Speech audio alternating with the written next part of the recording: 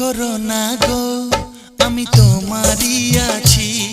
এ জীবন মরণে আমি তোমায় ভালোবাসি। আমি তোমার ছায়া হয়ে রব তোমার পাশাপাশি।